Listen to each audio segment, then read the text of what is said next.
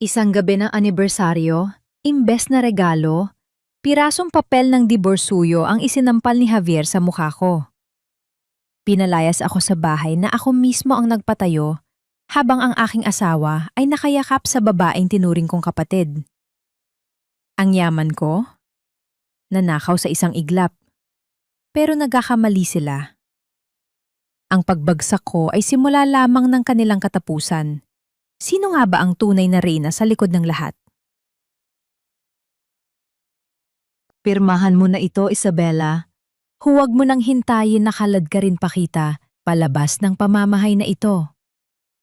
Ang boses ni Javier ay kasing lamig ng aserong bumaon sa pandinig ni Isabella. Wala itong bakas ng pag-aalinlangan.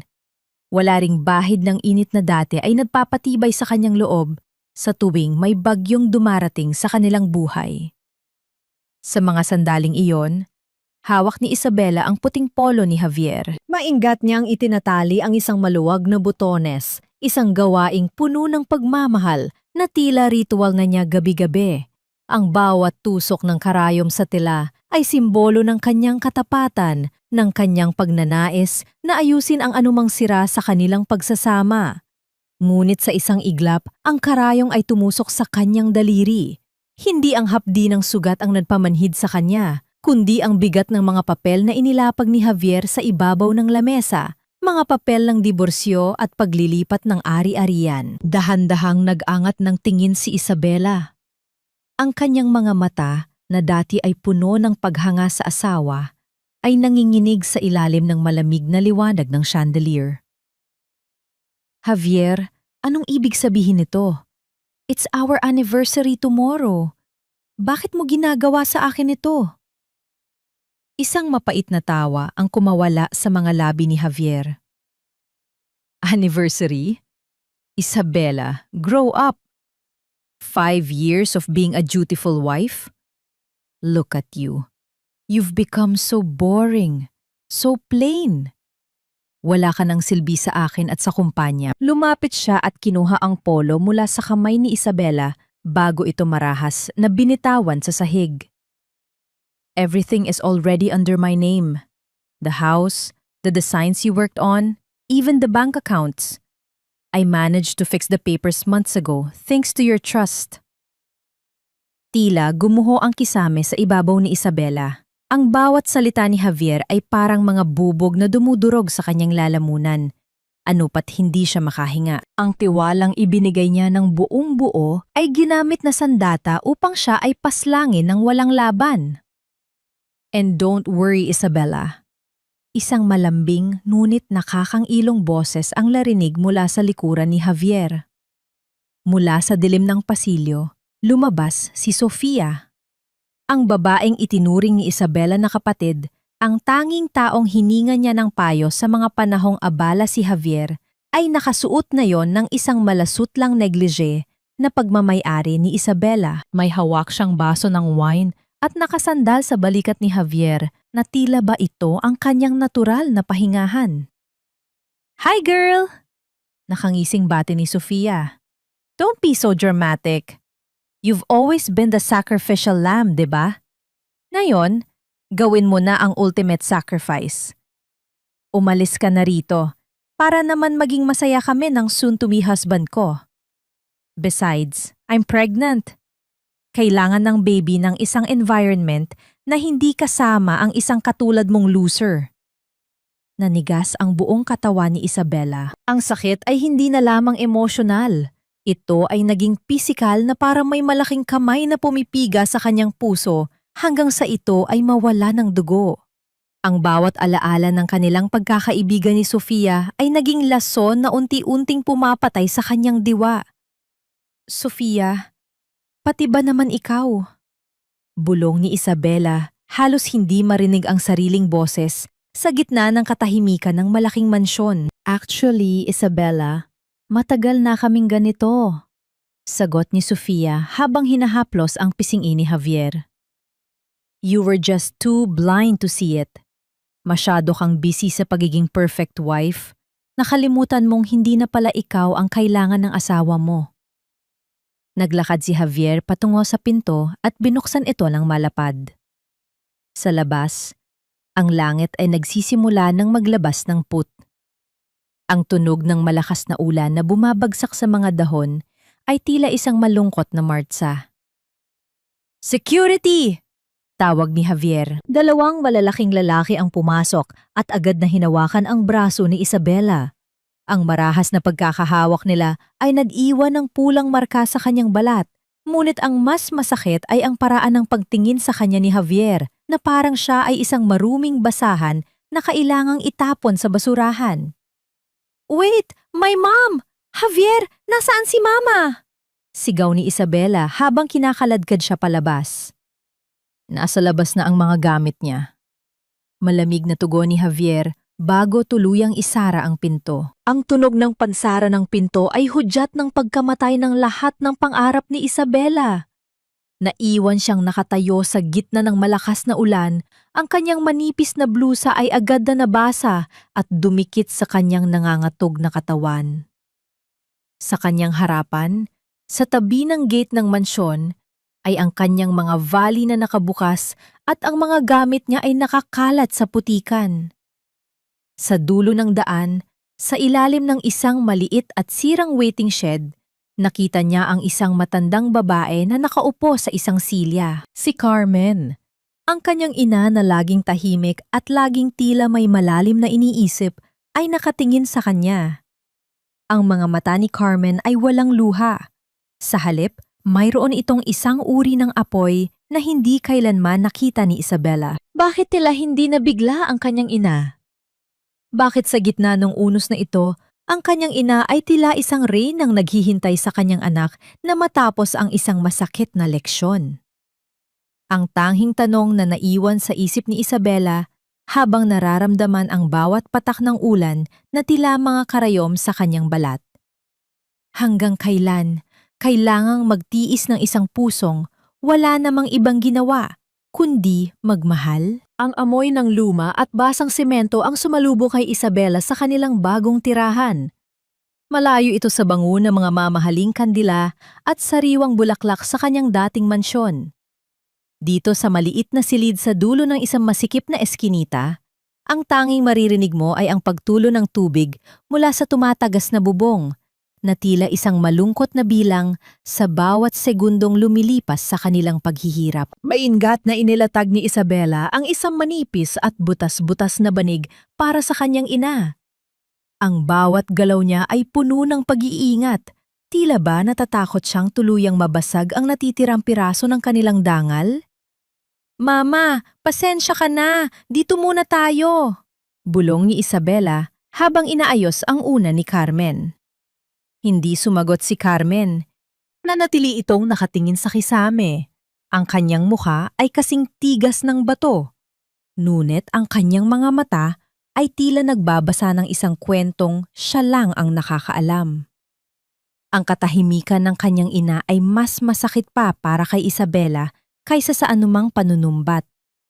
Kinabukasan, ang sikat ng araw ay hindi nagdala ng pag-asa, kundi ang malupit na katotohanan ng kanilang kahirapan.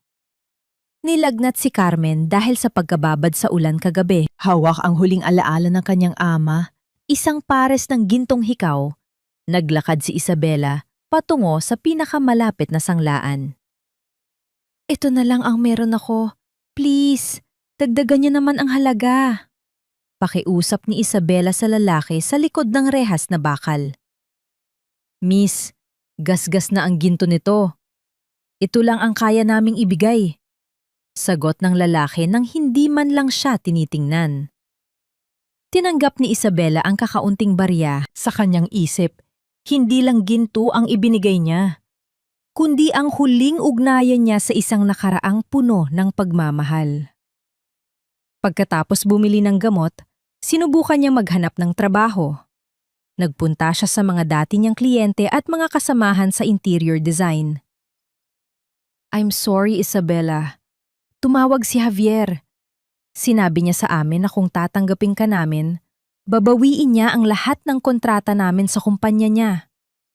Sabi ng isang dating kaibigan habang iniiwas ang tingin. You know how it is. We can't afford to lose his business. Ramdam ni Isabela ang panliliit. Ang kanyang pangalan, na dati ay simbolo ng sining at husay, ay naging isang lason na kinakatakutan ng lahat. Sa kanyang paglalakad pabalik, napadaan siya sa isang marangyang mall upang makisilong sa init. Doon, sa gitna ng mga nagkikislapang tindahan, nakita niya ang pamilyar na figura. Si Sofia, na balot ng mga bagong biling gamit, ay prenteng nakaupo sa isang cafe. "Oh, look who's here!" Ang dating reyna ng Forbes Park na yun ay mukhang basurera na. Malakas na sabi ni Sofia, sapat na para lumingon ang ibang mga tao. Lumapit si Isabela, hawak ang kanyang folder ng mga lumang banfitke na tanging kayamanan niya. "Sofia, wag mo akong hiyain dito. Wala akong ginagawang masama sa inyo." "Wala? Your existence is an eyesore, Isabela." Maarting sagot ni Sofia. "And what is this? Mga drawing mo?" Biglang kinuha ni Sofia ang mainit na tasa ng kape at dahan-dahang ibinuhos ang maitim na likido sa ibabaw ng mga sketches ni Isabela. "No! My designs!" Sigaw ni Isabela habang pinapanood ang pagkasira ng mga pangarap na iginuhit niya sa papel. "Oops! My hand slipped." Tawa ni Sofia bago ihulog ang ilang piraso ng barya sa paanan ni Isabela. "Ayan, pambili mo ng sabon. Masyado ka ng mabaho para sa lugar na ito." Umalis si Sofia na may kasamang haggalpak ng tawa. Naiwang nakaluhod si Isabela sa malamig na sahig ng mall, pinupunasan ang kanyang mga drawing na basang-basa ng kape. Ang bawat sentimong nahulog sa sahig ay parang mga pako na bumaon sa kanyang puso. Nang makauwi siya sa kanilang maliit na silid, madilim na. Ang tanging liwanag ay nagmumula sa isang maliit na kandila. Nadatnan niya ang kanyang ina na nakaupo na at may inihandang 2 mangkok ng lugaw. Isang maliit na itlog na nilaga ang nasa gitna ng lamesa. "Kain na, Isabela," mahinahong sabi ni Carmen. Sorry. Nasira ang mga sketches ko. Wala akong nahanap na trabaho." Hikbi ni Isabela habang nakatingin sa mangkok. Kinuha ni Carmen ang itlog, binalatan ito at hinati sa 2. Ibinigay niya ang mas malaking bahagi kay Isabela. Ang lugaw, kahit gaano kadami ang tubig, basta may kaunting bigas at tiyaga, makakabusog pa rin. Ang tao, Isabela, parang itlog. Kailangang dumaan sa mainit na tubig para tumigas ang loob. Sa gitna ng kanilang pagtititigan, ang hapdi ng sipayo ay napalitan ng isang kakaibang init sa dibdib ni Isabela. Sa ilalim ng malungkot na liwanag, sabay nilang pinagsaluhan ang maliit na itlog, sa gitna ng kadiliman. Bago matulog, sumilip si Isabela sa bintana. Sa dulo ng madilim na eskinita, napansin niya ang isang itim na sasakyan na nakaparada. Ang mga ilaw nito ay nakapatay, ngunit ramdam niya ang mga matang nakatingin sa kanilang dampa. Sino ang nagmamasid sa kanila?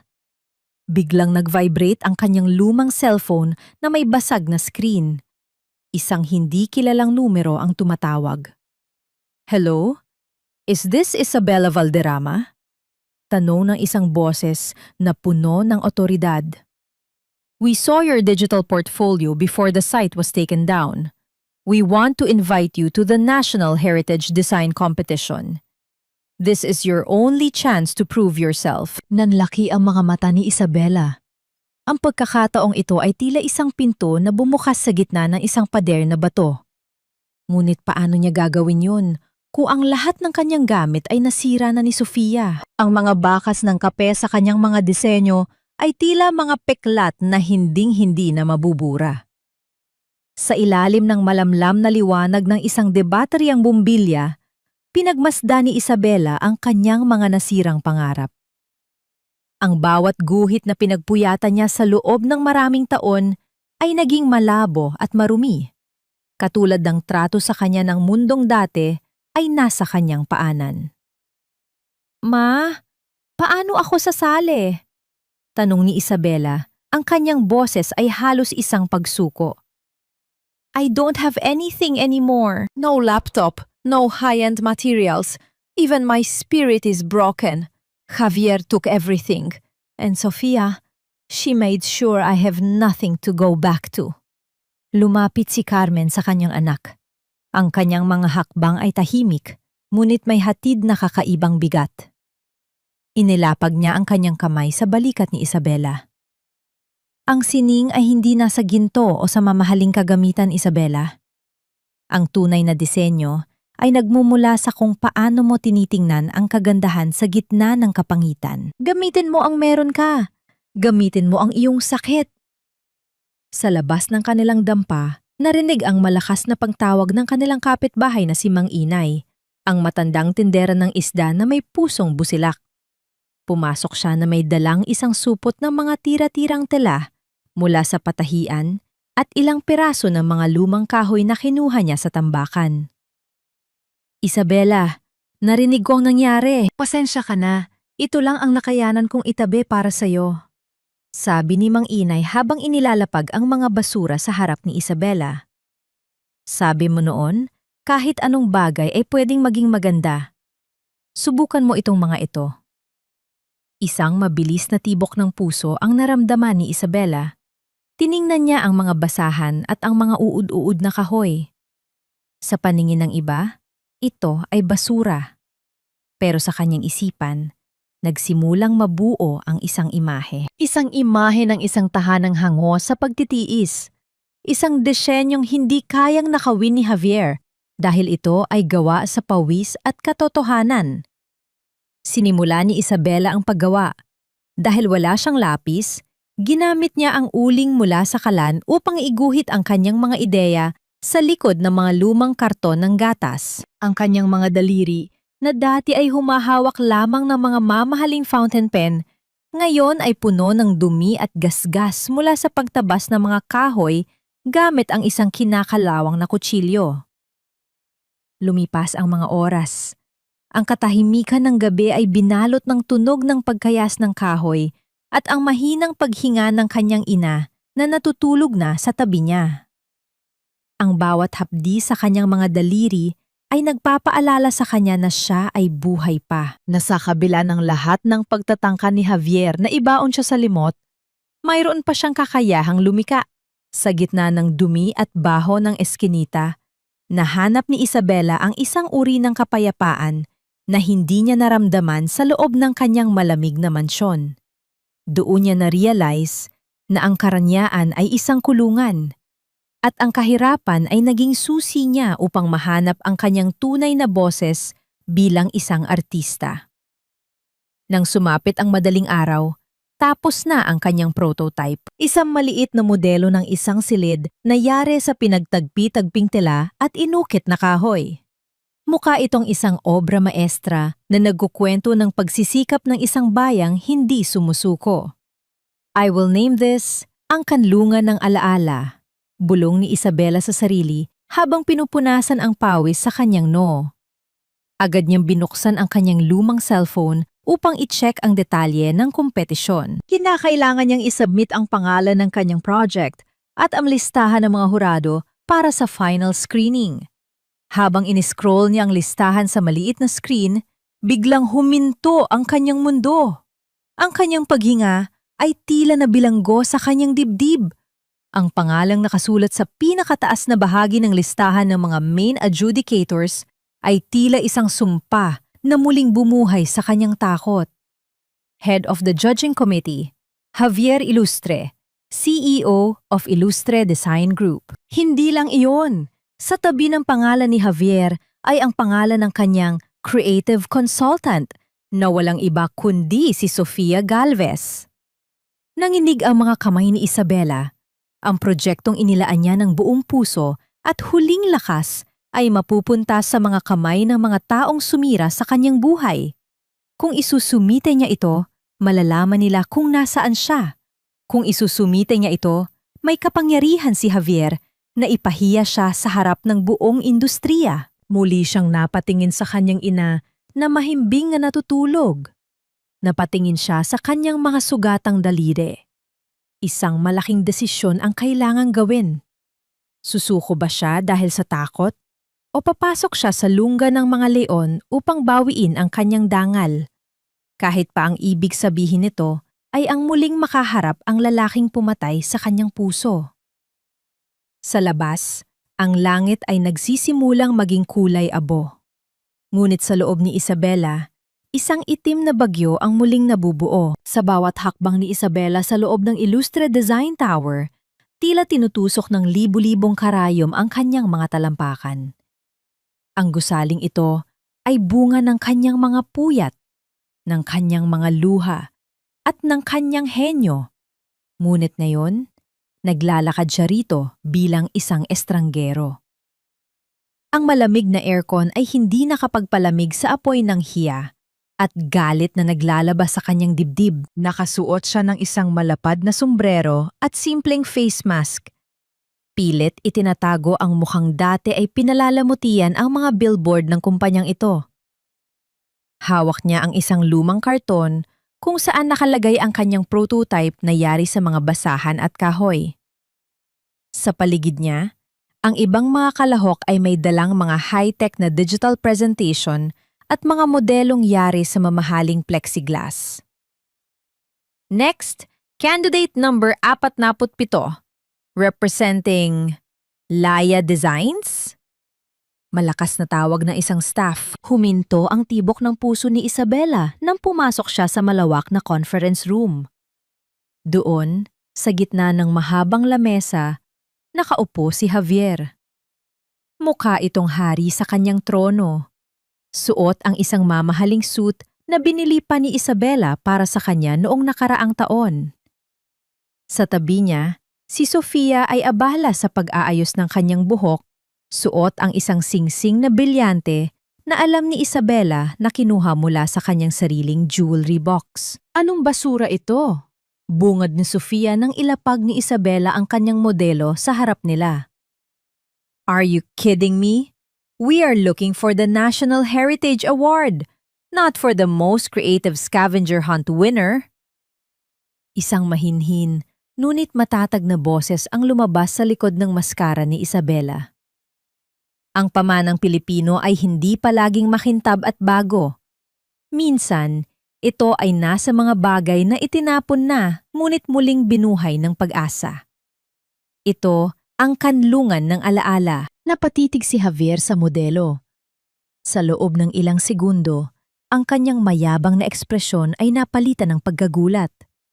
Bilang isang arkitekto, alam niya ang isang obra maestra kapag nakakita siya nito.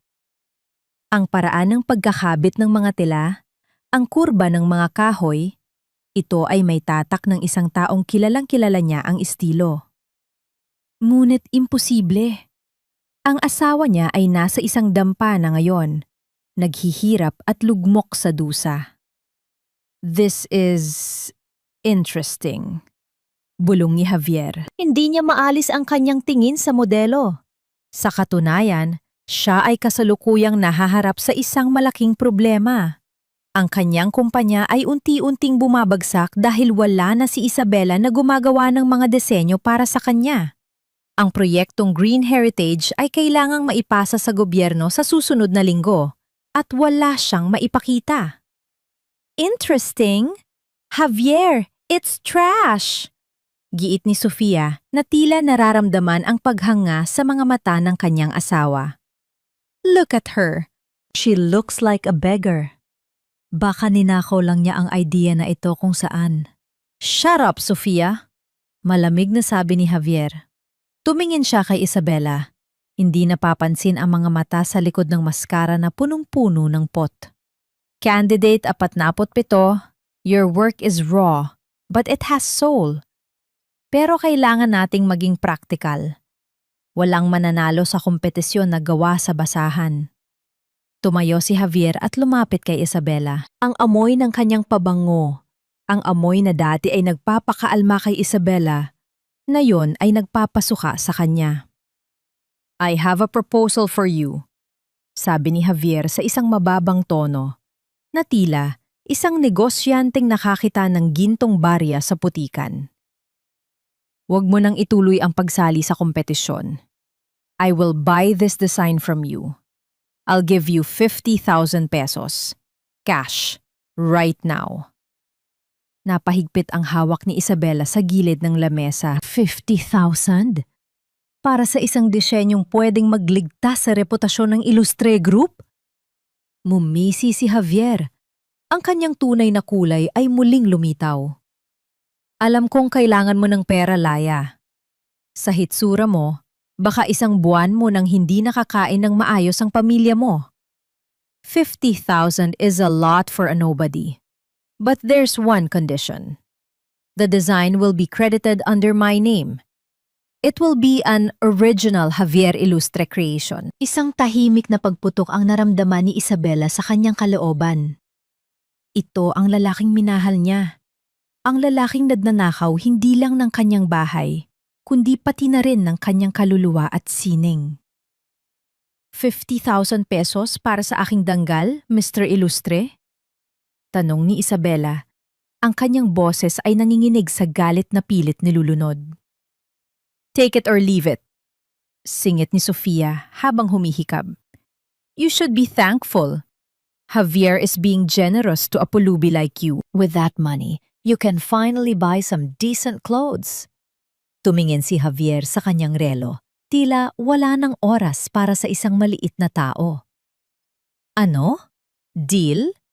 O gusto mong bumalik sa eskinita mo na walang kahit isang singko?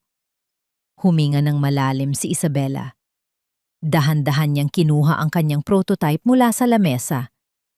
Ang kanyang puso ay tumitibok ng mabilis, hindi dahil sa takot, kundi dahil sa isang desisyong alam niyang babago sa lahat. Hindi mabibili ng 50,000 ang kwento ng mga taong kinakatawa ng disenyong ito, Mr. Ilustre. Sabi ni Isabela habang tinititigan ng diretso si Javier. And I don't make deals with thieves. Nagulat ang lahat sa conference room. Namula sa galit ang mukha ni Javier, habang si Sofia naman ay napatayo sa gulat. You arrogant little!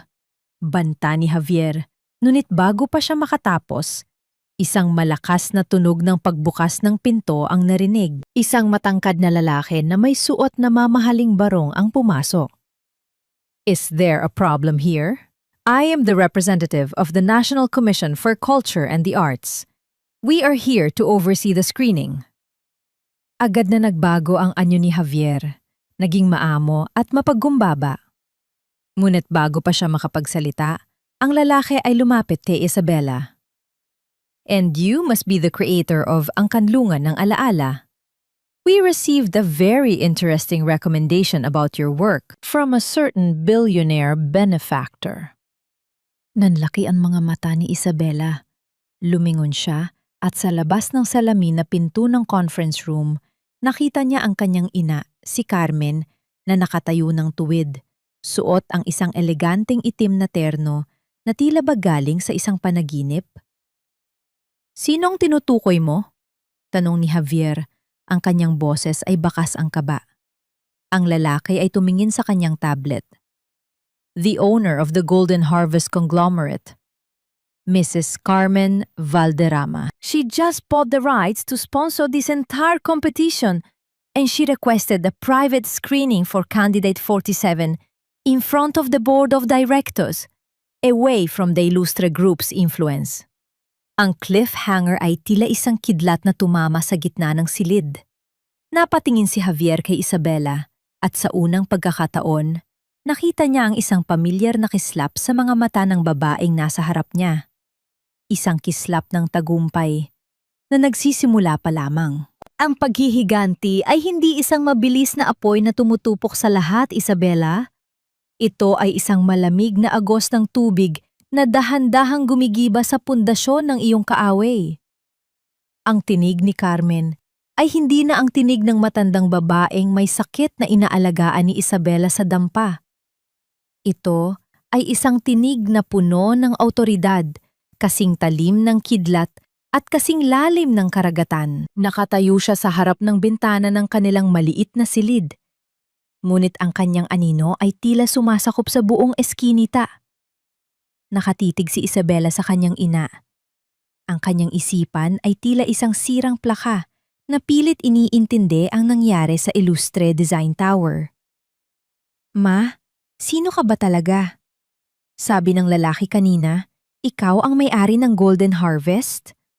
Ang kumpanyang nagpapakain sa halos kalahati ng bansa? Bakit tayo nagtiis sa hirap? Dahan-dahang humarap si Carmen. Sa kanyang mga kamay ay hawak niya ang isang lumang kahon na bakal. May mga kalawang na sa gilid. Ngunit nananatiling matatag ang lock nito. Inilapag niya ito sa lamesang gawa sa karton. Ang tunog ng mabigat na bakal sa ibabaw ng marupok na papel ay tila isang babala. Nagtiis tayo dahil kailangan mong makita ang tunay na mukha ng mga taong nakapaligid sa iyo, anak. Simula ni Carmen habang binubuksan ang kahon. Walang tunog ng pag-click ang narinig, kundi ang marahang pagdausdos ng takip nito. Noong namatay ang iyong ama, iniwan niya sa akin ang korona ng Golden Harvest. Pero alam kong sa oras na ipakita ko ang yaman natin, hindi mo malalaman kung sino ang nagmamahal sa'yo para sa iyong puso at sino ang nagmamahal sa'yo para sa iyong pera. Kinuha ni Carmen ang isang makapal na bundle ng mga dokumento mula sa loob ng kahon. Ang mga papel ay amoy luma, amoy ng panahon at ng mga sikretang matagal na nabaon. Ito ang mga titulo ng lupa na ninakaw ni Javier mula sa iyo.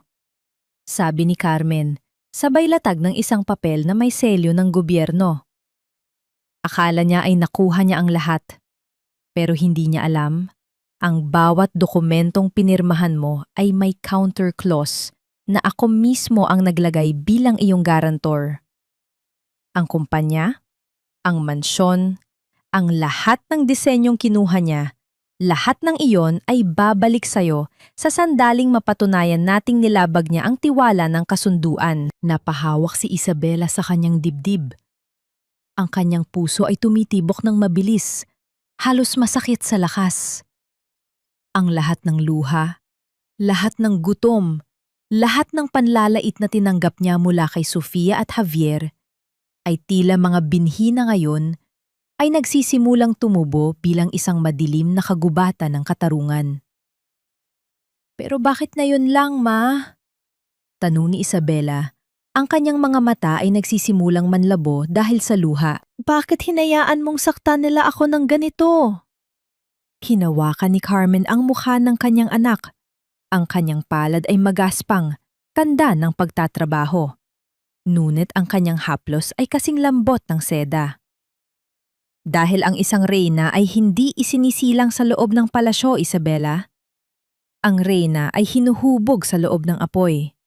Kailangan mong maranasan ang maging alikabok sa ilalim ng paa ni Javier upang kapag tumayo ka na, hinding-hindi mo nahahayaan ang kahit na sino na yurakan ang iyong dangal muli. Sa gabing iyon, hindi natulog si Isabela.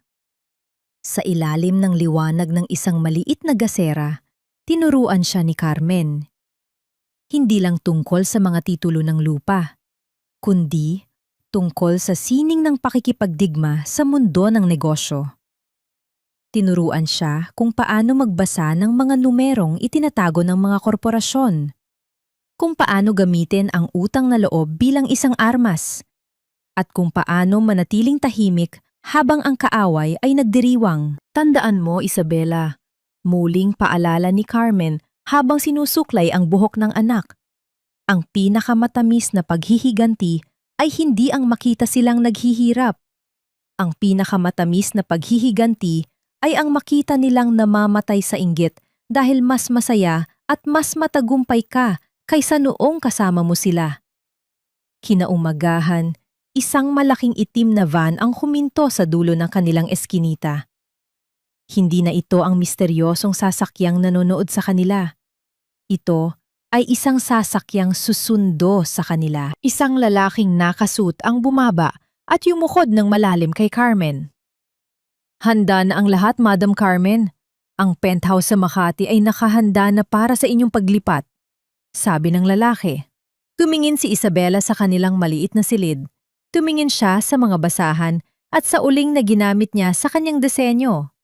Dahan-dahan niyang kinuha ang kanyang prototype na kanlungan ng alaala. Hindi tayo lilipat sa Makati, Ma.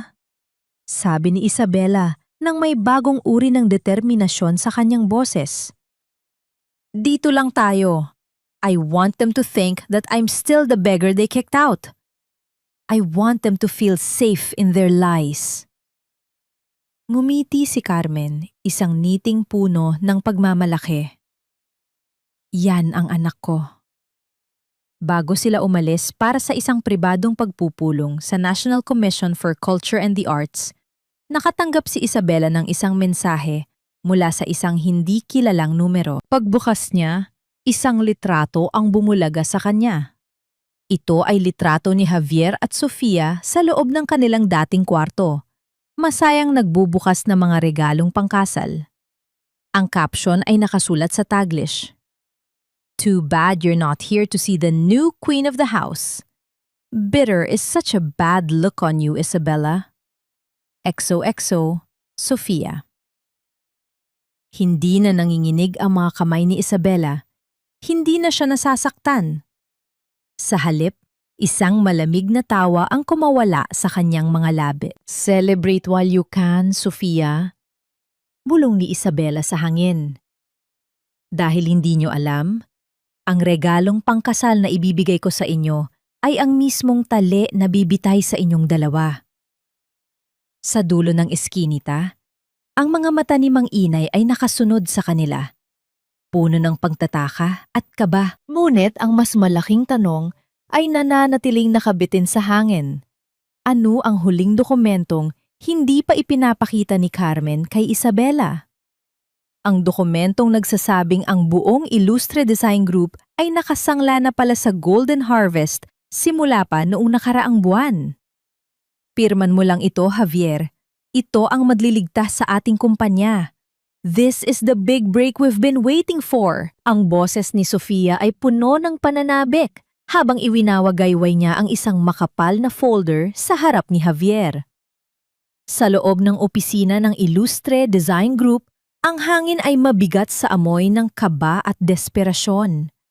Ang mga pader na dati ay saksi sa mga tagumpay ni Isabela ay tila nagmamasid na ngayon sa unti-unting pagguho ng imperyong ninakaw ni Javier. Tumingin si Javier sa dokumento. Golden Harvest Food Corporation? Sofia, food conglomerate sila. Bakit sila interesado sa isang design firm? And look at the investment amount. It's too good to be true. Yumakap si Sofia sa leeg ni Javier. Ang kanyang boses ay naging malambing at mapanlinlang. Honey, they want to expand into luxury dining experiences. Kailangan nila ng designer para sa kanilang mga bagong Michelin star restaurants. At sino pa ba ang pinakasikat na designer ngayon kundi ikaw? Don't be so paranoid. Isipin mo na lang. With this money, we can have the grandest wedding in the history of Manila. You promised me a royal wedding, remember? Ang salitang royal wedding ay tila isang sumpa na nagpasilaw kay Javier. Sa kabila ng kanyang pag-aalinlangan, ang kanyang ego ay mas malakas kaysa sa kanyang lohika. Hindi niya matanggap na simula nang mawala si Isabela, ang kumpanya ay unti-unti nang nawawala ng mga kliyente. Kailangan niya ng pera. Kailangan niyang patunayan sa lahat na kaya niya kahit wala ang kanyang asawa. Dahan-dahang hinawakan ni Javier ang mamahaling fountain pen. Ang bawat pagdaloy ng tinta sa papel ay tila isang hatol ng kamatayan na hindi niya namamalayan. Pinirmahan niya ang kasunduan nang hindi binabasa ang maliit na talata sa huling bahagi. In case of default or failure to meet the design standards, the investor reserves the right to claim 100% of the company's assets as collateral. Sa kabilang panig ng lungsod, sa loob ng maliit at madilim na dampa sa eskinita, nakaupo si Isabela sa harap ng isang lumang laptop na ibinigay ni Carmen. Ang kanyang mga mata ay nakatitig sa screen, pinapanood ang real-time notification ng digital signature ni Javier. Isang mapait na ngiti ang sumilay sa kanyang mga labi. Kagat na ang isda sa piin, ma. Huwag kang magmadali, anak. Paalala ni Carmen habang nagluluto ng simpleng hapunan. Ang bitag ay mas masakit kapag ang biktima ay nasa rurok ng kanyang saya. Hayaan mo muna silang gumastos. Hayaan mo silang isipin na sila ang nanalo.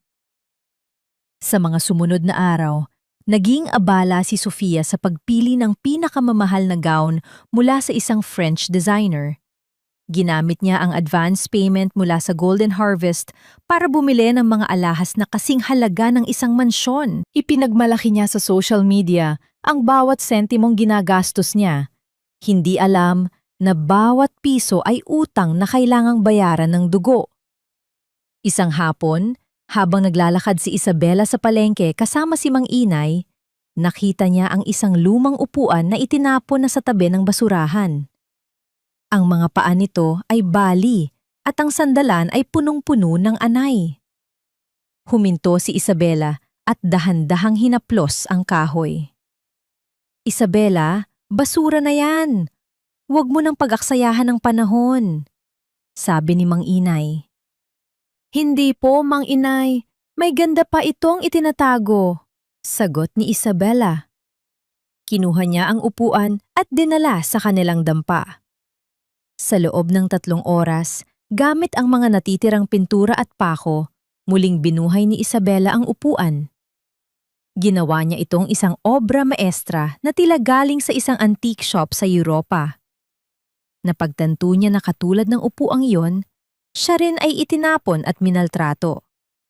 Ngunit may kakayahan siyang muling bumangon at maging mas maganda kaysa dati. Ang kanyang halaga ay hindi nakadepende sa kung sino ang nagmamay-ari sa kanya, kundi sa kung ano ang kaya niyang likhain mula sa wala. Nabalik lamang ang kanyang diwa nang tumunog ang kanyang cellphone. Isang tawag mula sa kumpanya ni Javier. "Hello, is this the lead designer of Laya Designs?" Tanong ng sekretary ni Javier. "Mr. Ilustre wants to meet you personally. He's impressed with your prototype from the competition and wants to hire your firm as a subcontractor for the Golden Harvest project." Humigpit ang hawak ni Isabela sa cellphone. Ang pagkakataong makita ang takot sa mga mata ni Javier ay malapit na.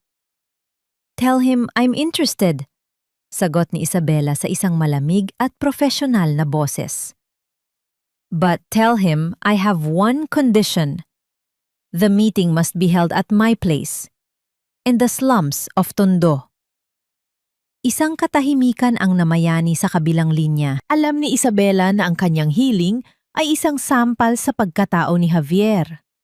Ngunit alam din niya na dahil sa laki ng utang ni Javier sa Golden Harvest, wala itong ibang pagpipilian kundi ang sumunod. "Ma, pupunta rito si Javier," sabi ni Isabela pagkababa ng telpono. Tumitig si Carmen sa anak. "Handa ka na bang makita ang lalaking pumatay sa puso mo?" "Hindi na siya ang lalaking minahal ko, ma," sagot ni Isabela habang tinititigan ang kanyang mga kamay na puno ng gasgas mula sa pag-aayos ng upuan. "Siya na lang ang huling balakid sa aking paglaya." Ang cliffhanger ay tila isang anino na bumabalot sa buong eskinita. Bukas, sa harap ng dampa kung saan niya itinapon ang kanyang asawa, kailangang lumuhod ni Javier sa harap ng babaeng tinawag niyang pulubi upang isalba ang kanyang kumpanya. Ngunit, ang mas malaking misteryo ay nananatili. Ano ang gagawin ni Sofia kapag nalaman niyang ang perang ginagastos niya ay galing sa bulsa ng babaeng kinasusuklaman niya? Dito ba talaga nakatira ang genius na sinasabi mo, Javier? "I can't breathe. This place smells like a sewer and poverty." Ang matinis na boses ni Sofia ay umalingaw-ngaw sa makitid na eskinita. Sapat na para lumingon ang mga tambay at mga batang naglalaro sa putikan. Nakasuot siya ng isang mamahaling puting dress at sapatos na may matutulis na takong na hirap lumakad sa bako-bakong daan. Sa tabi niya, si Javier ay pilit na itinatago ang kanyang pagkadiri habang pinupunasan ang pawis sa kanyang noo gamit ang isang panyong sutla. Sa loob ng dampa, nakatayo si Isabela sa likod ng isang lumang kurtina. Pinapanood niya ang bawat hakbang ng dalawang taong sumira sa kanyang buhay.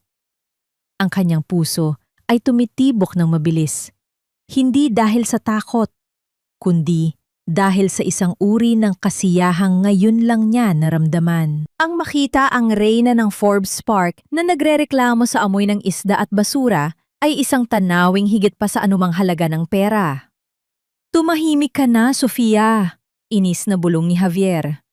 We need this Laya designer. Golden Harvest is breathing down our necks. Kung hindi natin makuha ang serbisyo niya, we are dead. Huminto sila sa harap ng pintuan ni Isabela. Isang luma at kinakalawang na yero ang nagsisilbing harang sa pagitan ng kanilang karangyaan at ng katotohanan ng buhay. Kumatok si Javier. Hindi ang marahas na katok na ginawa niya noong pinalayas niya si Isabela, kundi isang katok na puno ng pag-aalinlangan. Dahan-dahang binuksan ni Isabela ang pinto. Nakasuot siya ng isang malaking shawl na nakabalot sa kanyang ulo at kalahati ng kanyang mukha, sapat na upang hindi siya agad makilala sa dilim ng dampa. Pasok kayo, maikling sabi ni Isabela sa isang boses na pilit niyang ginawang paos. Pumasok ang dalawa. Agad na naglabas si Sofia ng isang mamahaling pabango at ispray ito sa paligid. Isang insulto na sadyang ginawa niya upang ipakita ang kanyang pagkataas. Ngunit bago pa siya makapagsalita, hinarang siya ni Isabela. Kung hindi niyo gusto ang amoy ng aking tahanan, malaya kayong umalis, sabi ni Isabela habang nakatitig ng diretsyo sa mga mata ni Sofia. You arrogant little... Banta ni Sofia, ngunit pinigilan siya ni Javier. Please, pagpasensyahan mo na ang asawa ko, sabi ni Javier.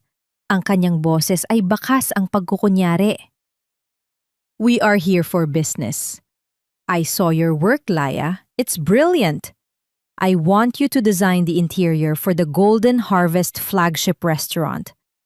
I'll pay you double whatever you're asking. Tahimik na kinuha ni Isabela ang isang lumang pitsel lang tubig at 2 basong may lamat, ngunit napakalinis. Inilapag niya ito sa harap nila. Ang magsilbi sa kanila sa gitna ng kanyang kahirapan, habang itinatago ang katotohanang siya ang nagmamay-ari ng kanilang kapalaran. Ang dangal na ipinapakita niya sa kabila ng kakulangan ay mas nagniningning kaysa sa mga alahas ni Sofia. Double is not enough, Mr. Ilustre, sabi ni Isabela habang dahan-dahang isinasalin ang tubig. Gusto ko ng full creative control at gusto ko bawat materyales na gagamitin ay dadaan sa pagsusuri ko. Walang makikialam kahit ikaw. That's impossible. Javier is the CEO, sigaw ni Sofia. Then leave, sagot ni Isabela nang walang kaba. Napilitan si Javier na tumango. Fine, agreed. You have the control. Just give us the best design. The grand opening is in 2 months and it will be held simultaneously with our wedding celebration. Isang malamig na ngiti ang sumilay sa ilalim ng shawl ni Isabela. Wedding? Congratulations! I'm sure it will be unforgettable. Habang nag-uusap sila tungkol sa mga detalye, biglang napansin ni Sofia ang isang bagay sa sulok ng dampa. Isang maliit na kahon ng tahiyang gawa sa Nara. Nilapitan niya ito at tinitigan. Wait, Javier, look at this box, sabi ni Sofia. Ang kanyang boses ay puno ng suspisya. I recognize this. This was from Isabella's collection. Why is this here? Tumigil ang mundo ni Isabela. Ang kahon na yon ay isang regalo mula sa kanyang ama na nakalimutan niyang itago bago dumating ang dalawa. Baka nakita lang niya sa basurahan noong pinalayas natin siya, Sofia. Don't be so paranoid, sabi ni Javier habang tinitingnan ang kanyang relo. Ngunit hindi nakinig si Sofia. Dinampot niya ang kahon at marahas na binuksan ito. Sa loob, nakita niya ang isang piraso ng tela. Ang telang may teuzeten ko Javier, maisabela da ko nyat lai tevong bunchong dembi duedi. This is not a coincidence. Bulong ni Sofia. Kumarap siya kay Isabela at marahas na hinila ang shawl mula sa mukha nito. Sino ka ba talaga? Ang katahimikan sa loob ng dampa ay tila isang bumbang sa sabog. Ang liwanag mula sa bintana ay tumama sa mukha ni Isabela. Isang mukhang punong-puno ng galit, dangal, at tagumpay. Hello, Sofia. Hello, Javier. Sabi ni Isabela. Ang kanyang boses ay kasing linaw ng kristal. Did you miss me? Nanlaki ang mga mata ni Javier. Ang kanyang baso ay nahulog sa sahig at nabasag sa libu-libong piraso. Ang tunog nito ay tila isang hudyat ng digmaan. Si Sofia ay napaatras. Ang kanyang mukha ay kasing puti ng papel. Isabela? Sabay na sigaw ng dalawa. Ang cliffhanger ay tila isang kutsilong nakatutok sa kanilang mga lalamunan. Ngayong alam na nila ang totoo, ano ang gagawin ni Javier upang mapigilan ang paghihiganti ni Isabela? At paano gagamitin ni Isabela ang kanyang hawak na kontrata upang tuluyang durugin ang kanilang pangarap na royal wedding? Ikaw? Paanong naging ikaw si Laya? Ang sigaw ni Sofia ay tila isang matalim na kutsilyo na humiwa sa katahimikan ng dampa. Nanlilisik ang kanyang mga mata. Ang kanyang mukha na kanina lang ay puno ng kapalaluan ay ngayon ay nababalot ng halo-halong takot at pandidire. Ang shawl na hawak niya ay marahas niyang itinapon sa putikan. Tila ba ito ay may dalang sumpa? Nananatiling kalmado si Isabela. Dahan-dahan niyang pinunasan ang kanyang mga kamay sa kanyang suot na apron, isang kilos na puno ng dignidad sa kabila ng paligid na puno ng kahirapan. Ang kanyang mga mata ay hindi kumukurap habang nakatitig sa lalaking minsan niyang tinawag na asawa. Bakit, Javier? Hindi mo ba akalain na ang boring at plain na asawa mo ay ang tanging taong makakapagsalba sa bumabagsak mong kumpanya? Ang boses ni Isabela ay kasing lamig ng hanging amihan, ngunit may dalang bigat na tila isang hatol ng hukom. Hindi makapagsalita si Javier. Ang kanyang lalamunan ay tila natuyo at ang kanyang mga tuhod ay nangangatog sa ilalim ng kanyang mamahaling pantalon. Tumingin siya sa paligid ng dampa, sa mga basahang ginawang sining, sa mga kahoy na naging obra maestra.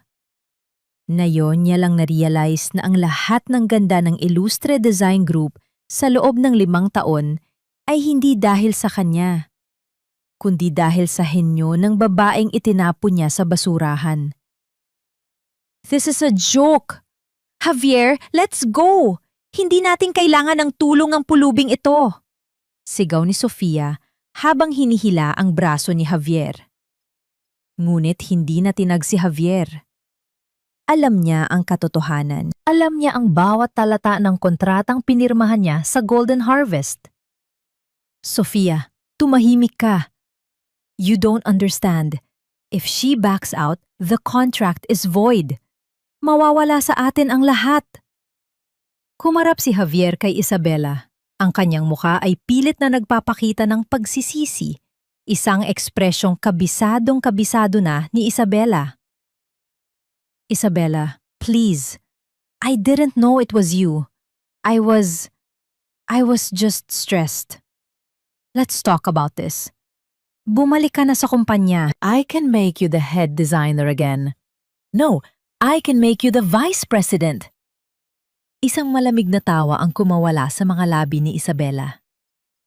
Ang tawang iyon ay hindi puno ng saya, kundi ng mapait na tagumpay. VP?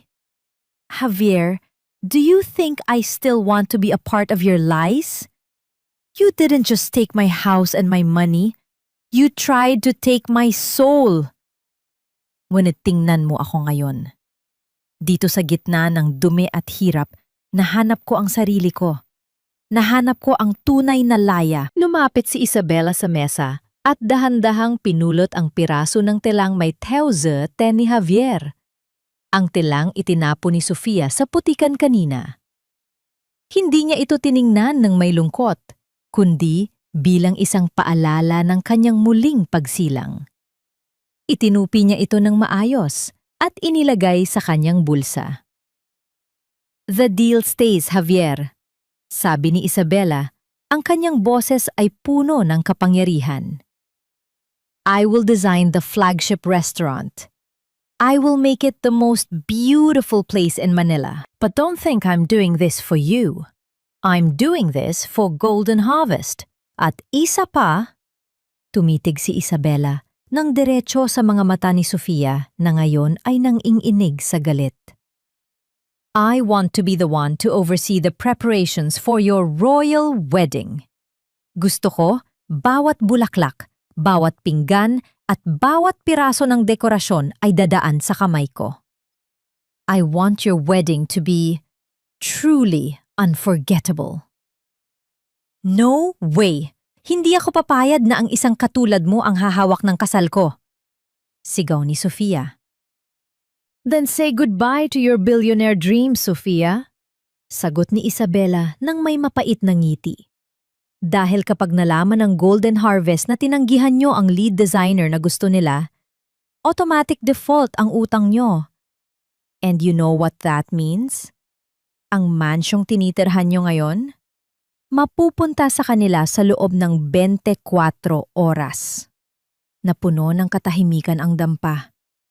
Ang tanging maririnig ay ang mabilis na paghinga ni Javier at ang malakas na pintig ng puso ni Sofia. Salisado na ni Isabela ang bawat galaw nila.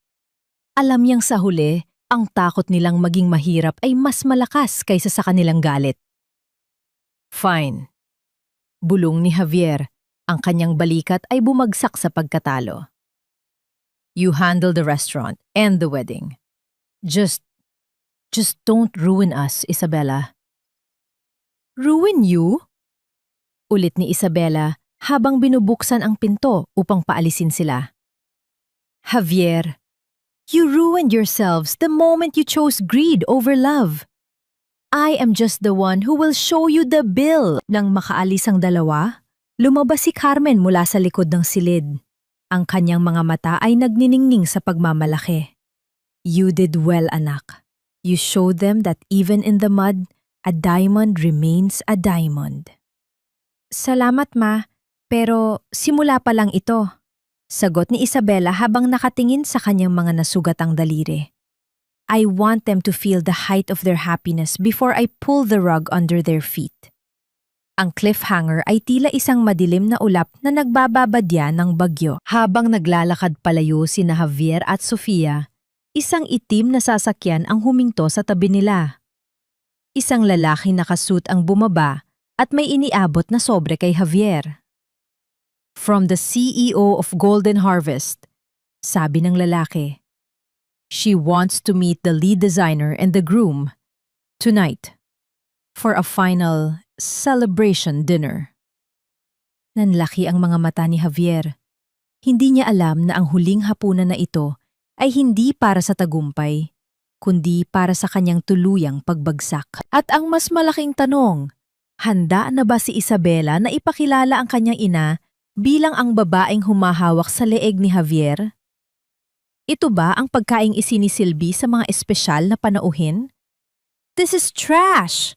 Binabayaran namin kayo para sa karanyaan, hindi para sa tuyo at kaning lamig na nilagyan lang ng palamute." Ang tinig ni Sofia ay umalingaw-ngaw sa loob ng pribadong silid ng isang sikat na hotel sa Makati. Nakasuot siya ng isang makinang nahapit na gown. Ang kanyang leeg ay pinalalamutian ng mga brilyanteng akala niya ay galing sa pawis ni Javier. Sa kanyang harapan, ang mga waiter na nakauniporme ay nananatiling tahimik habang inilalapag ang mga plato sa mesa. Si Javier naman ay hindi mapakali. Ang kanyang mga mata ay pabalik-balik sa pinto. Naghihintay sa pagdating ng CEO ng Golden Harvest. Ngunit nang tingnan niya ang pagkaing inihain, isang piraso ng tuyo na maingat na inilagay sa ibabaw ng gourmet risotto, at isang mangkok ng sabaw ng malunggay na may sahog na bagoong. Isang malamig na pawis ang dumaloy sa kanyang likod. Ito ang pagkaing kinalakihan niya sa probinsya. Ang pagkaing pilit niyang ibinaon sa limot ng pakasalan niya si Isabela at pasukin ang mundo ng mga mayayaman. Ang makita ito sa isang celebration dinner ay tila isang malakas na sampal sa kanyang pinagmulan. Sa isang madilim na sulok ng silid, nakatayo si Isabela sa likod ng isang glass partition.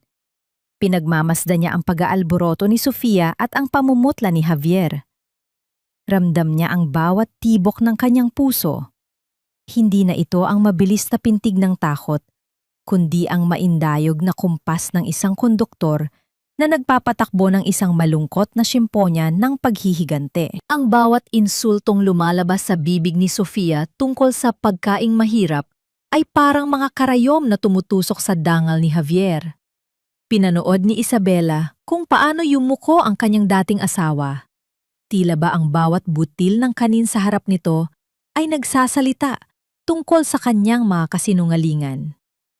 "Stop it, Sofia! You're making a scene!" Bulong ni Javier.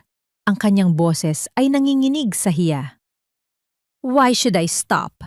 We are the stars tonight. We represent Ilustre Design. We deserve the best caviar, not this provincial garbage." Muling sigaw ni Sofia bago marahas na itinulak ang plato. Dito na pumasok ang katahimikan. Isang uri ng katahimikan na tila ba huminto ang pag-ikot ng mundo. Ang malalaking pinto ng silid ay dahan-dahang bumukas ng walang anumang ingay. Isang matangkad at eleganteng babae ang pumasok. Nakasuot siya ng isang telang sutla na kulay ginto. Ang kanyang buhok ay maayos na nakapusod at ang kanyang tindig ay nagpapakita ng isang kapangyarihang hindi nabibili ng pera. Ang bawat hakbang niya sa carpet ay tila nagpapaliit sa silid. Nanlaki ang mga mata ni Javier. Ang kanyang hininga ay tila nabilanggo sa kanyang lalamunan. Ma? Si Carmen. Hindi ang Carmen na nakita niya sa dampa na may sakit at nanghihina. Ito ang Carmen na nagmamay-ari ng lupang kinatatayuan nila. Ang Carmen na tinatawag na the Empress of Food Industry. Ang pagkaing tinatawag mong basura, Sofia, ay ang pagkaing bumuhay sa lalaking katabi mo ngayon. Ang boses ni Carmen ay malumanay, ngunit kasing talim ng isang labaha. At ang pagkaing ito ang nagpapaalala sa amin na hindi lahat ng kumikinang ay ginto. Minsan, ito ay tanso lang na pinalitaw ng kasakiman.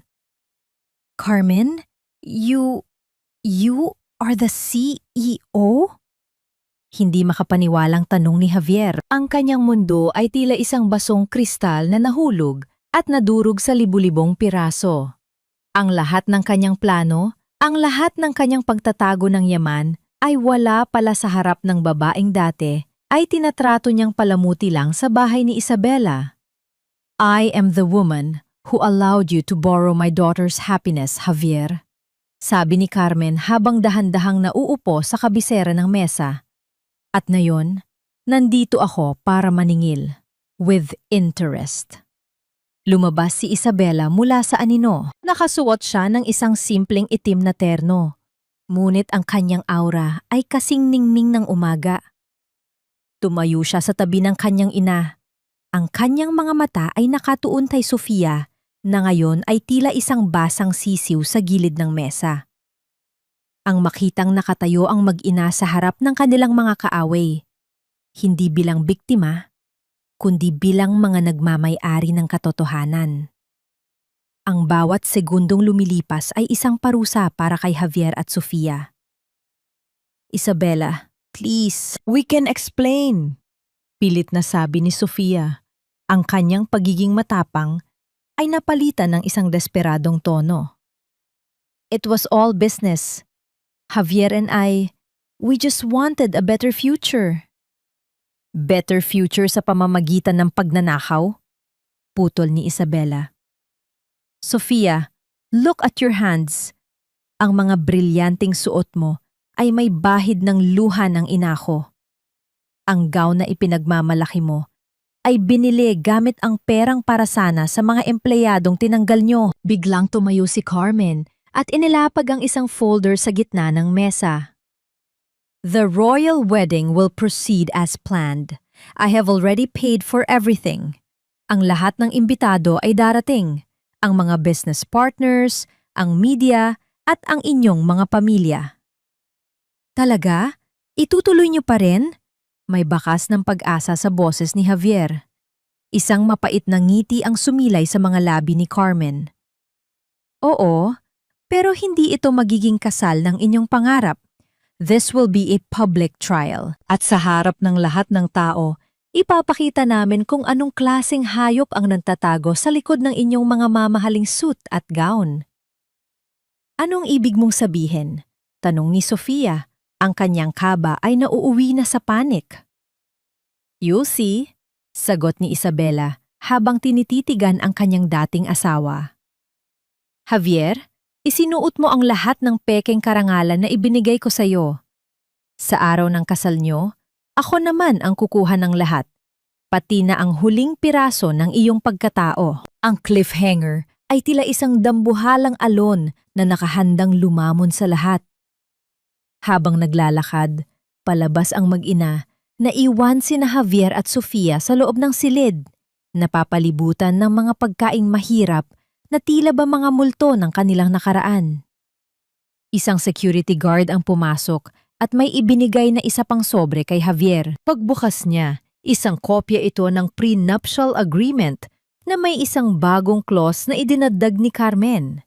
Sa oras na matapos ang seremonya, ang lahat ng utang ng Ilustre Design ay kailangang bayaran sa pamamagitan ng pagsuko ng lahat ng titulo ng kumpanya o ang pagkakulong ng CEO. Javier, anong gagawin natin? Iyak ni Sofia. Napatingin si Javier sa pintong dinaanan ni Isabela. Ngayon niya lang na-realize. Ang kasal na akala niya ay kanyang tagumpay ay ang mismong libingan na siya rin ang naghukay. Ang tanong na lamang ay, sino sa kanila ang unang maglaladlagan upang iligtas ang sariling balat? You gold digger! Kung hindi mo ako pinilit na pirmahan ang kontratang iyon, hindi tayo mauuwi sa ganito. Ang sigaw ni Javier ay tila isang kulog sa loob ng kanilang marangyang sasakyan habang binabaybay ang daan pauwi mula sa hotel. Ang kanyang mga kamay ay mahigpit na nakahawak sa manibela. Ang kanyang mga bukong-bukong ay namumuti na sa galit. Ang lalaking dati ay puno ng yabang ay ngayon ay tila isang hayop na nakulong sa isang madilim na sulok. Ako pa? Ako pa ang sinisisi mo? Ganti ni Sofia. Ang kanyang boses ay puno ng pait at kawalan ng hiya. Ginusto mo rin ang pera, Javier. Ginusto mong maging sikat at makapangyarihan. Huwag kang magmalinis dahil pareho lang tayong nakikinabang sa perang ninakaw mo kay Isabela. Isang mabilis na sampal ang dumapo sa pisngi ni Sofia, sapat na upang mapatigil siya sa kanyang pagsasalita. Ang tunog ng palad ni Javier sa balat ni Sofia ay tila hudyat ng tuluyang pagkabasag ng kanilang relasyon. Hindi ito ang pag-ibig na ipinagmalaki nila kay Isabela. Ito ay isang alyansang binuo sa buhangin ng kasakiman at ngayon, ang tubig ng katotohanan ay unti-unti na itong tinatangay. Samantala, sa loob ng dating mansyon ni Isabela, ang paligid ay nababalot ng isang kakaibang katahimikan. Nakatayo si Isabela sa gitna ng sala, hawak ang isang mahabang listahan ng mga dekorasyon para sa kasal. Pinagmamasdan niya ang bawat sulok ng bahay na dating ang inalagaan ng buong puso. Ang bawat painting, ang bawat kurtina, at ang bawat piraso ng kasangkapan ay may kwento ng kanyang pagsasakripisyo.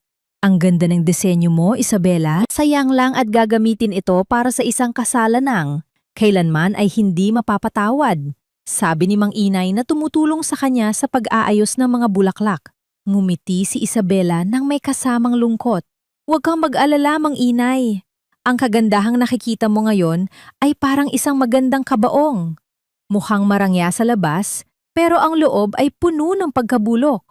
Dahan-dahan niyang hinaplos ang isang lumang florera na dati ay regalo ni Javier. Imbes na basagin ito sa galit, maingat niya itong inilagay sa gitna ng buffet table.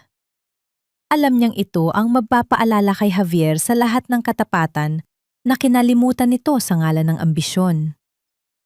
Ang kanyang pagiging mahinahon sa gitna ng unos ay ang tunay na lakas na hindi kailanman nakuha ni na Sofia at Javier. Isabela, narito na ang mga dokumentong hinihingi mo. Tawag ni Carmen mula sa library. Lumapit si Isabela at tiningnan ang mga papel. Ito ang mga ebidensya ng sikretong bank accounts ni Javier kung saan niya inilipat ang mga pondo ng Ilustre Design Group bago niya pinalaya si Isabela. Hindi alam ni Javier na bawat sentimong inilipat niya ay may digital footprint na nakuha ng mga hacker ng Golden Harvest. Bukas ang kasalma, bulong ni Isabela habang tinititigan ang imbitasyong may kulay gintong letra. Handa na ba ang media? Lahat sila ay darating, anak. Ang mga top business journalists, ang mga society columnists, lahat sila ay magiging saksi sa pagbagsak ng isang wad na hari. Sagot ni Carmen ng may determinasyon. Sa kabilang dako, pagkarating sa bahay, agad na nagtungo si Sofia sa kanyang dressing room. Nanginginig ang kanyang mga kamay habang binubuksan ang kanyang jewelry box. Balak niyang itakas ang lahat ng kanyang mga alahas at pera bago pa man dumating ang bukas. Alam niyang kapag natuloy ang kasal at natuloy ang mga kondisyon ni Carmen, wala na siyang matatanggap na kahit anong sentimo. I won't let them take everything from me. Bulong ni Sofia sa sarili habang isinisiksik ang mga brilyante sa kanyang bag. Kinuha niya ang kanyang cellphone at tumawag sa isang lumang contact, isang fixer na tumutulong sa kanya sa paglilipat ng mga illegal na assets. I need you to move the offshore funds tonight. Now! Huwag kang magtanong, gawin mo na! Ngunit ang boses sa kabilang linya ay hindi ang inaasahan niya.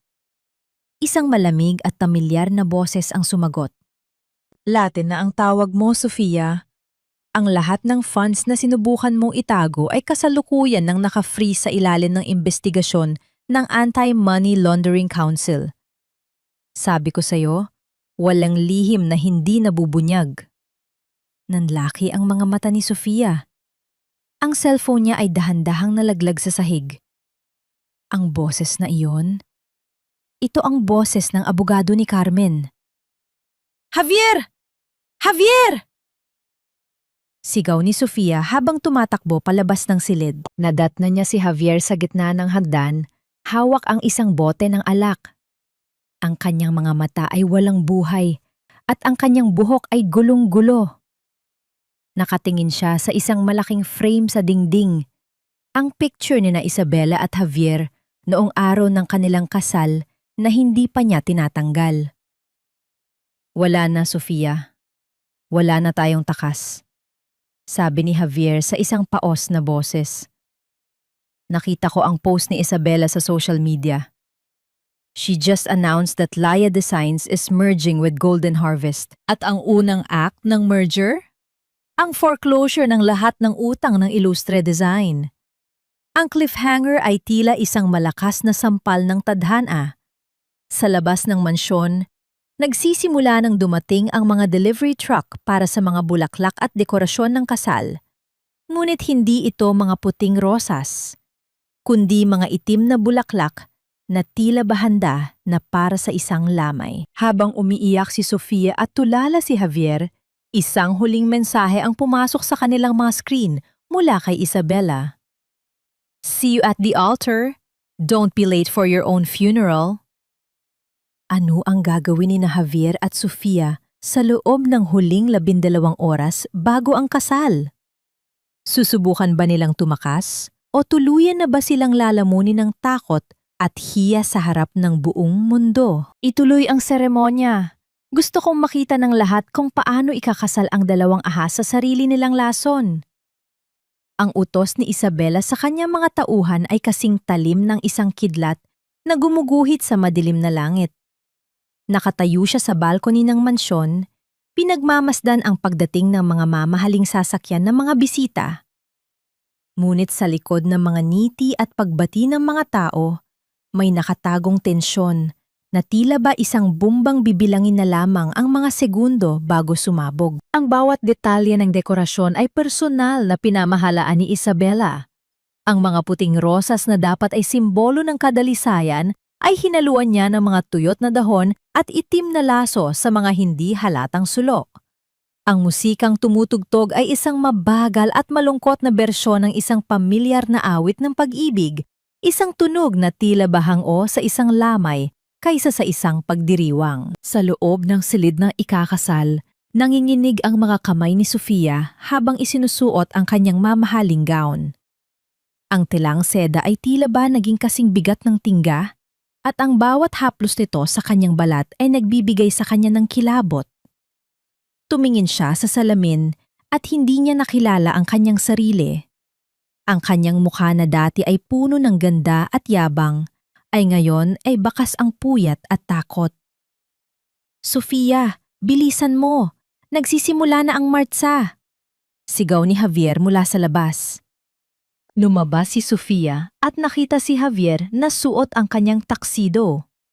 Ngunit sa halip na paghanga, ang nakita niya ay isang lalaking tila bapasan ang buong daigdig. Ang pawis sa noo ni Javier ay hindi maikubli ng anumang make-up at ang kanyang mga mata ay pabalik-balik sa bawat sulok ng mansyon. Tila ba naghahanap ng anumang paraan upang makatakas. Nagsimula ang seremonya.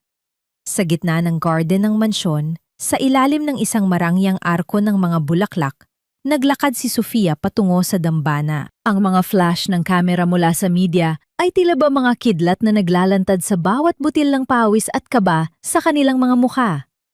Nakatayo siya sa gilid, suot ang isang simpleng itim na damit, hawak ang isang remote control para sa malaking screen sa likod ng altar. Pinanood niya ang bawat hakbang ni Sofia, ang babaeng nagnakaw ng kanyang buhay. Ramdam ni Isabela ang kapayapaan sa kanyang puso, hindi dahil sa galit, kundi dahil sa katotohanan sa wakas. Ang hustisya ay narito na. Nang makarating si Sofia sa tabi ni Javier, ang pare ay nagsimulang magsalita. Ang bawat salita tungkol sa katapatan at pag-ibig ay tila ba mga sampal sa mukha ng dalawang ikakasal. Kung sino man ang may dahilan upang hindi ituloy ang kasal na ito, magsalita ngayon o manahimik magpakailanman. Sabi ng pare sa isang malakas na boses. Ang katahimikan sa paligid ay naging kasing bigat ng semento. Walang nagsasalita, ngunit ang bawat mata ay nakatitig sa dalawang tao sa harap. Dahan-dahang tumayo si Isabela mula sa kanyang upuan sa harapang hilera. "I object!" Ang boses ni Isabela ay kasing linaw ng kristal, umalingaw-ngaw ito sa buong garden. "Isabela, anong ginagawa mo rito?" Sigaw ni Sofia, ang kanyang boses ay naging matinis sa takot. "Hindi ako nandito para pigilan ang kasal niyo, Sofia. Nandito ako para ibigay ang aking regalong pangkasal." Sagot ni Isabela nang may mapait na ngiti. Pinindot ni Isabela ang remote. Ang malaking screen sa likod ng altar ay biglang bumukas. Hindi mga litrato ng saya ang lumabas, kundi ang mga video ng surveillance camera mula sa opisina ni Javier. Ang video kung saan kitang-kita ang paglilipat ng pondo, ang pagpalsipika ng mga dokumento, at ang usapan ni Javier at Sofia tungkol sa kung paano nila lulustayin ang yaman ni Isabela. Hindi lang yun. Lumitaw din ang mga bank statements na nagpapakita ng bawat sentimong ninakaw nila na may kasamang malalaking pulang marka mula sa Anti-Money Laundering Council. Ang cliffhanger ay tila ba isang pagsabog sa gitna ng karamihan. Ang mga bisita ay nagsimulang magbulungan, ang mga reporters ay nagsimulang kumuha ng litrato sa screen, at ang media ay nag-broadcast na ng live sa buong bansa. Sa gitna ng kaguluhan, pumasok ang mga pulis sa garden. Ang tunog ng mga yabag ng kanilang sapato sa semento ay tila ba huling hatol kay Javier. Isang opisyal ang lumapit at may hawak na warrant of arrest. Javier Ilustre and Sofia Galvez, you are under arrest for corporate fraud, estafa, and money laundering. Sabi ng pulis. Napaluhod si Javier sa putikan. Ang kanyang tuksido ay agad na nadumihan. Si Sofia naman ay sumigaw sa galit at pilit na itinutulak ang mga pulis. Ang kanyang gown ay nasira at sumabit sa mga dekorasyong rosas. Isabela! Hayop ka! Sisirain kita! Sigaw ni Sofia habang pilit na pinupusasan. Tinitigan sila ni Isabela ng may halong awa at tagumpay. Hindi ako ang sumira sa inyo, Sofia. Ang sarili nyo ang sumira sa inyo. I am just the witness. Nabalik ang diwa ni Isabela nang marinig niya ang boses ni Carmen sa kanyang tabi. Ang kanyang ina ay nakatingin sa kanya, puno ng pagmamalaki. Ngunit bago pa man sila makaalis, isang huling dokumento ang inilabas ng abogado ni Carmen. Isang dokumento na magsisilbing huling pako sa kabaong ng Ilustre Group. Wait! There's one more thing! Sigaw ng abogado. The mansion where we are standing right now, it was never yours, Javier. It was already foreclosed by Golden Harvest this morning. You are all trespassing. Ang tanong na lamang ay, saan pupunta ang dalawang taksil na yung wala na silang pera, wala na silang dangal, at ang tanging naghihintay sa kanila ay ang malamig na rehas ng bilangguan? Sa unang pagkakataon sa loob ng maraming taon, nagising si Isabela na hindi mabigat ang kanyang dibdib.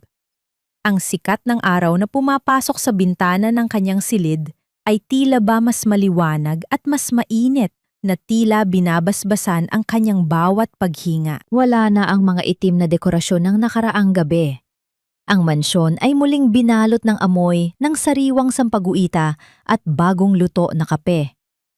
Dahan-dahan siyang naglakad patungo sa salamin. Pinagmasdan niya ang kanyang mga kamay. Ang mga daliring dati ay puno ng gasgas at dumi mula sa eskinita. Ngayon, ang mga peklat na iyon ay hindi na simbolo ng kanyang kahirapan, kundi mga medalya ng kanyang katatagan. Ang bawat lamat sa kanyang balat ay nagpapaalala sa kanya na siya ay lumaban at nanalo. Hindi ka na biktima, Isabela.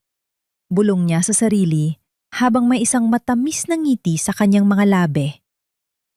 Bumaba siya sa sala at nadatnan si Carmen na tahimik na nagbabasa ng dyaryo.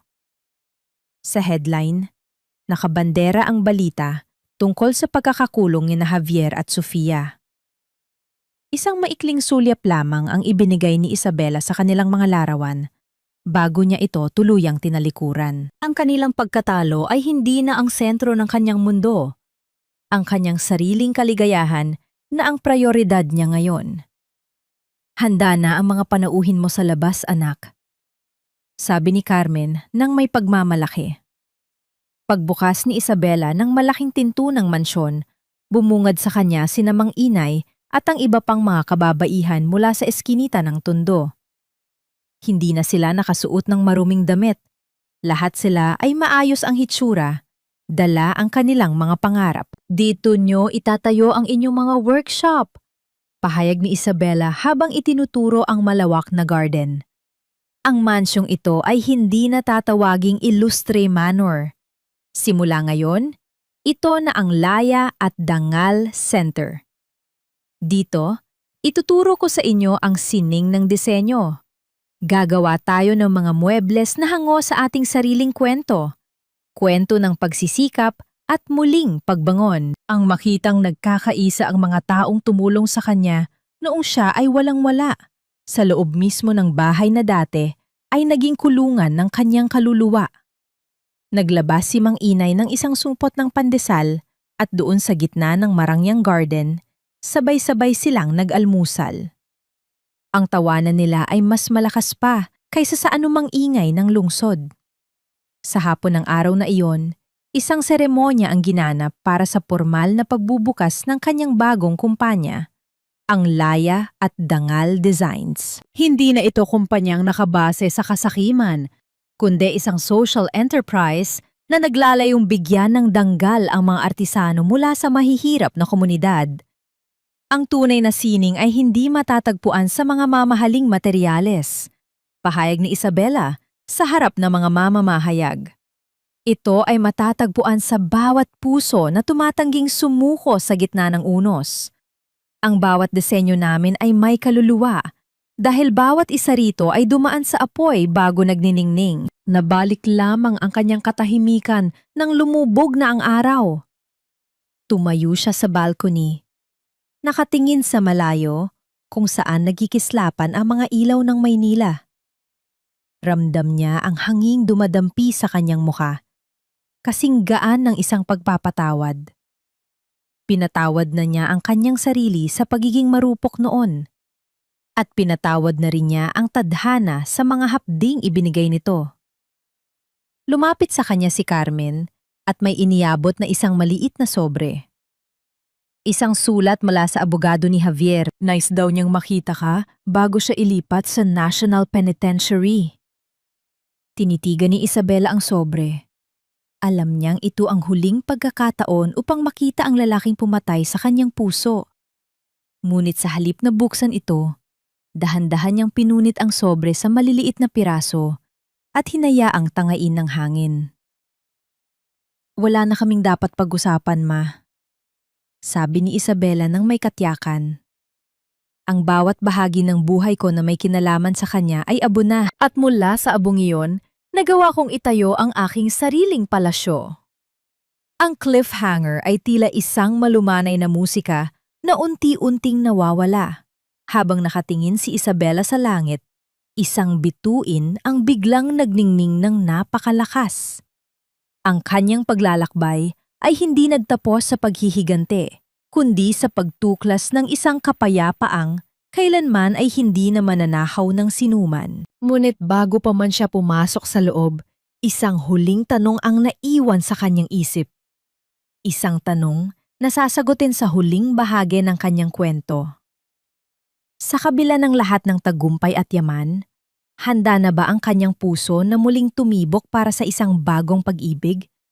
O sapat na ang kanyang sariling pagmamahal upang punan ang bawat puwang sa kanyang buhay? 3 taon ang mabilis na lumipas, kasing bilis ng paghupa ng baha matapos ang isang malakas na bagyo. Sa gitna ng malawak na hardin ng Laya at Dangal Center, nakatayo si Isabela habang pinagmamasdan ang mga batang nagtatakbuhan at ang mga kababaihang abala sa paghabi ng mga tilang may makukulay na disenyo. Ang mansyong dati ay saksi sa kanyang mga luha ay isa na ngayong tahanan ng pag-asa. Ang bawat sulok nito ay hindi na amoy ng pagtataksil, kundi amoy ng sariwang kape at bagong tabas na kahoy. Isang maingay na balita ang nabasa niya sa dyaryo kaninang umaga.